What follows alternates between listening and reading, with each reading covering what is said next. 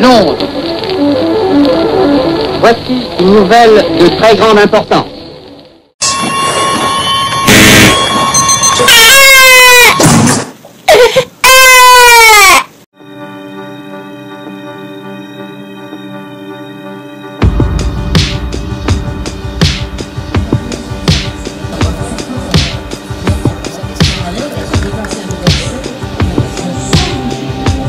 Bonjour à tous, je me trouve ici devant le ministère de la Santé où se déroule actuellement une manifestation protestant contre l'augmentation du nombre de vaccins obligatoires pour les enfants. En effet, dès 2018, par ordre du gouvernement, ce nombre devrait passer de 3, le fameux DTP que l'on connaît tous, à 11. Cette augmentation brutale pose question, surtout lorsque l'on sait que les vaccins représentent un marché de plus de 900 milliards de dollars. Par ailleurs, les Français se souviennent du scandale du vaccin contre la grippe A qui avait mis en lumière la collusion entre les politiques et les grands groupes pharmaceutiques. Les Français doutent, et ils doutent beaucoup.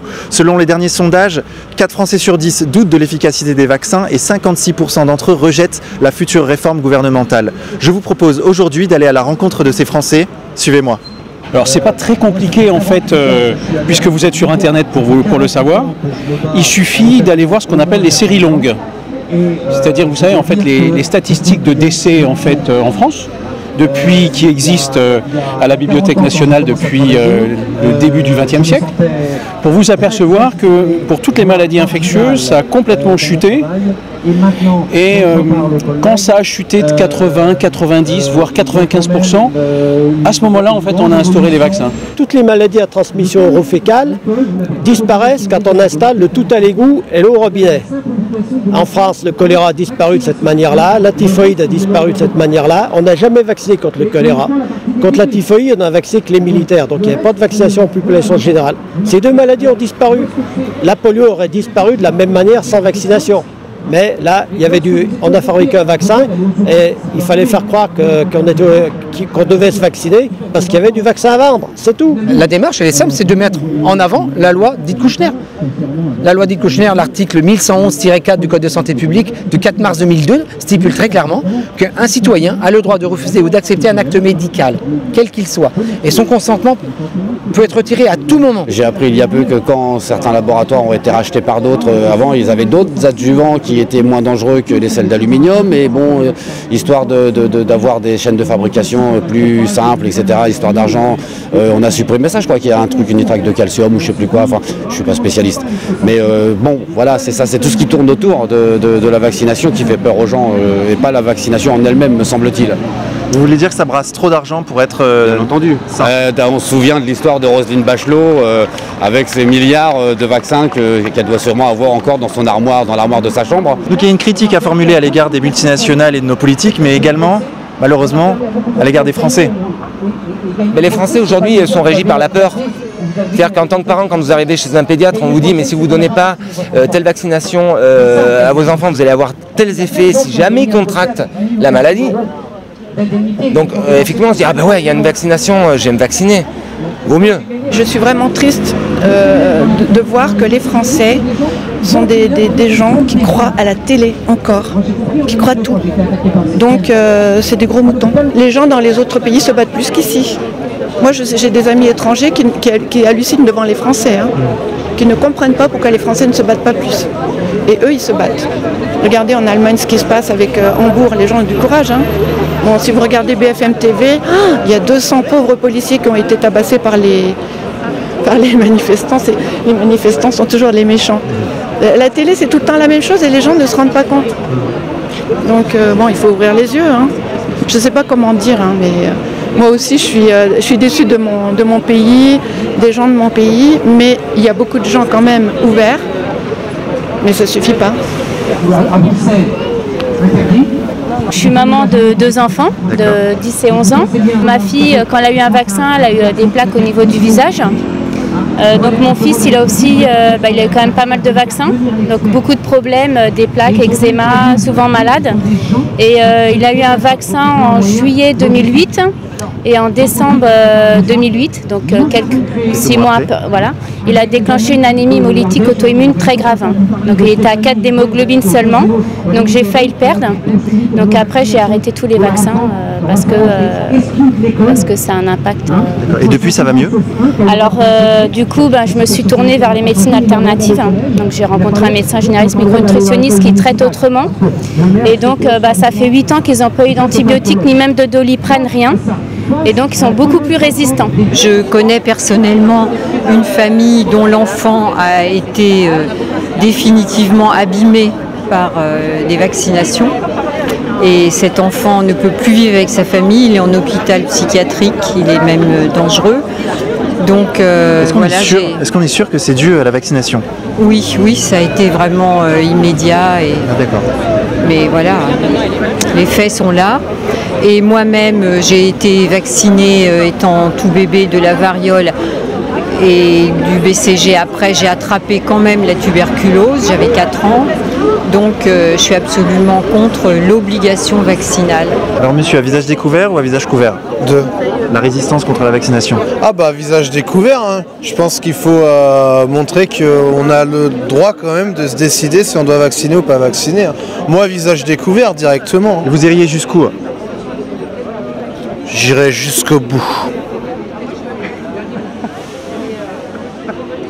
Nous, jusqu'à présent, on était... Voilà, les vaccins, pourquoi pas en fait. Et tant que ça n'arrive pas à un proche ou à notre propre enfant, les réactions, on se dit oui, bon, c'est des illuminés ceux qui sont contre. Et en fait, quand ça arrive à notre propre enfant et que les médecins nient les choses, là on se dit il y a quand même un problème. Les médecins, ils ont une matinée de formation sur les vaccins. Ça ne dit rien du tout. Ils apprennent un calendrier vaccinal, point barre.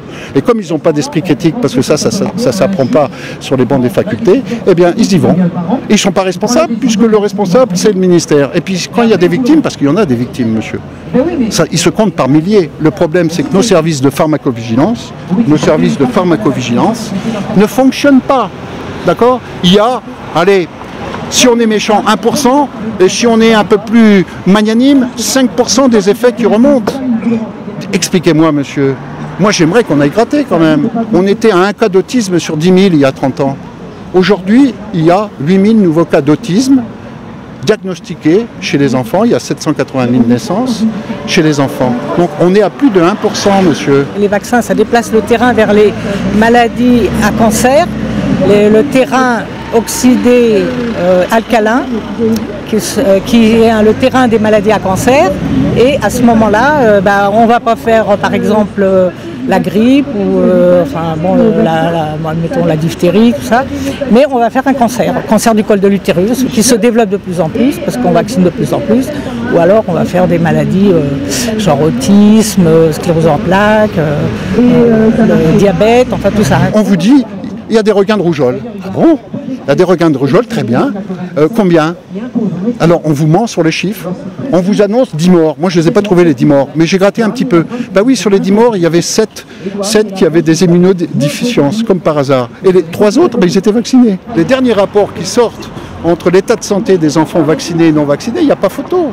Dans les rhinites allergiques, par exemple, vous avez chez les vaccinés 50 fois plus de cas que chez les non vaccinés. Et ainsi de suite. Est-ce que vous iriez jusqu'à penser que les grands groupes pharmaceutiques seraient prêts même à propager des maladies pour ensuite vendre le vaccin? Tout à fait, oui. Parce que, comme j'ai entendu dire, on vit plus du cancer qu'on en meurt. C'est-à-dire qu'il y en a beaucoup plus qui en vivent, les laboratoires, avec leur traitement, que ceux qui meurent. Donc voilà, effectivement, je pense qu'on est dans un système économique plus que de vérité, plus que de santé, et que c'est vrai qu'on cherche le profit d'abord, et même plus on rentrera des gens malades, des gens de maladies chroniques, plus ce sera intéressant pour les laboratoires parce qu'ils auront des clients à vie, à soigner à vie. L'intérêt des grands groupes, c'est qu'il y ait des malades. Voilà, des malades et surtout chroniques. On a affaire à un lobby fantastique. Il faut savoir que les vaccins, c'est 42 milliards de chiffre d'affaires. C'est pas rien. Et ils veulent doubler le chiffre d'ici à 2025. Alors qu'il vient déjà d'être multiplié par 7 en 10 ans.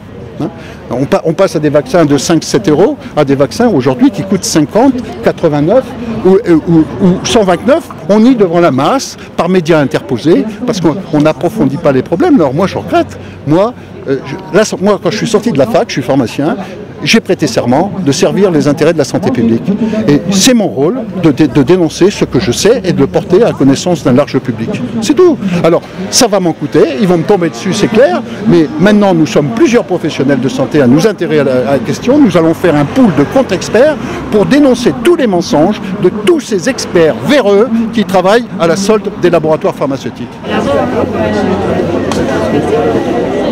Qu'est-ce qui se passe? Non, rien, j'ai discuté avec monsieur. Il est d'accord avec moi. Mais c'est un journaliste. Donc il ne peut pas donner son avis normalement. Là c'est vrai. Non, moi je vous donne l'avis comme ça. Voilà. Il est d'accord avec nous. Il ne faut pas faire vacciner les gamins. En tout cas, tant qu'on ne sait pas ce qu'on met dedans, quoi. C'est surtout ça. Plutôt que de vacciner les enfants, qu'est-ce qu'il faut faire?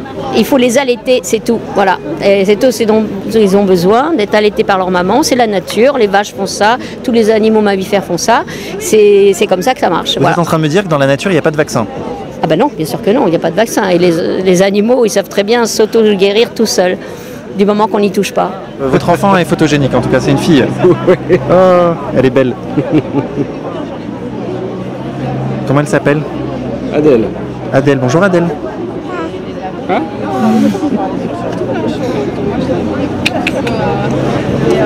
Bon bah écoutez, bonne journée à vous, bon samedi à vous. C'était une très belle interview. Je pense. Moi, chaque fois que j'ai eu à les inscrire à l'école, au centre de loisirs, je vais voir le directeur, j'ai dit bon, ils ne sont pas vaccinés, leur père et moi, c'est un choix délibéré. Nous, on va au tribunal si vous voulez, mais là, après, que ce soit des toubibs, des directeurs d'école, de centre de loisirs, vous avez raison, je crois. Et personne n'ose le dire, tout le monde se fait signer des passe-droits depuis des décennies. Mais est-ce que vous comptez trouver un médecin qui vous fera une fausse déclaration? Non, pas de fausse déclaration, moi vous je allez ne vous y vais pas prendre jusqu'au bout. Bah s'il faut que je fasse l'école à la maison, ça sera l'école à la maison. Vous allez assumer jusqu'au bout le fait de... J'assumerai jusqu'au bout. Parce que honnêtement, faire un vaccin pour être tranquille ou faire un faux, c'est nier en fait ce qu'ils sont en train de nous faire. Ça serait même, ou faire le vaccin qui m'impose, ça serait prendre un risque pour mon enfant. Moi, mon enfant, j'ai eu la chance qu'il n'ait pas de séquelles.